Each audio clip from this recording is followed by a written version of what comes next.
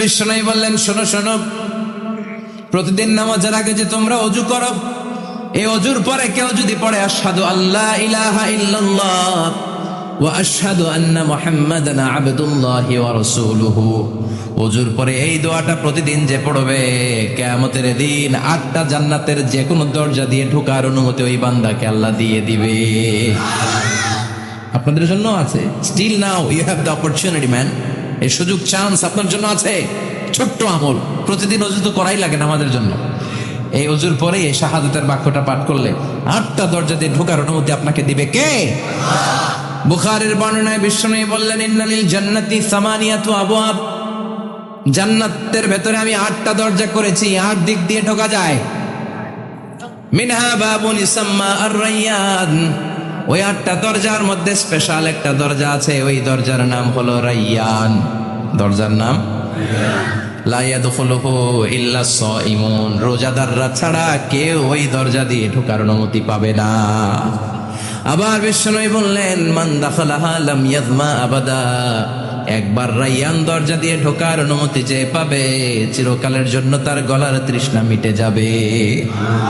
এই যে রোজা রেখে সারাদিন আপনি কিছু খান নাই, পান করেন নাই, এটার প্রতিফল হিসেবে আল্লাহ তাআলা আপনার রায়্যান দিয়ে ঢুকাই দিবে, আর ওটা দিয়ে ঢুকলে তৃষ্ণা থাকবে না। সুবহানাল্লাহ, বাড়িতে যাই বললেন, আওয়াজ করে পড়তে হবে আল্লাহু আকবার। এখন এই দরজা দিয়ে যে আমরা ঢুকবো, এই দরজার সাইজ কত বড় একটু শোনার দরকার আছে না নাই? আমাদের ঘরের যে দরজাগুলো কত বড় size? 4 feet 3 feet, 4 feet 6 feet. আর আলিশান বাড়ি হইলে ওইটার কত হবে? 6 ফিট 8 ফিট, 6 ফিট 9 ফিট এরকম হবে।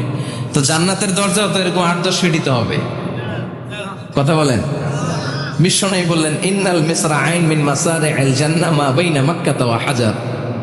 মক্কা হচ্ছে সৌদির একটা শহর, আর হাজার হচ্ছে বাহরাইন, একটা দেশ আছে না, যে দেশের রাজধানী হচ্ছে মানামা।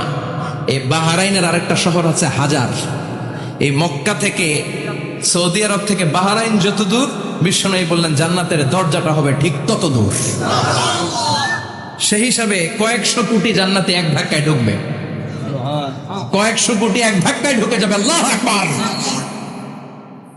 এই জান্নাতের ভেতরে আল্লাহ চমৎকার কিছু ক্লাসিফিকেশন করে দিয়েছে। সব জায়গায় এই ক্লাস থাকে, first class, second class, third class, economic class, platinum class, promo class, business class, higher class, lower class, আছে না নাই? এই যে কুমিল্লা টু ঢাকা যে বাস চড়ে, বাসে ক্লাস আছে না?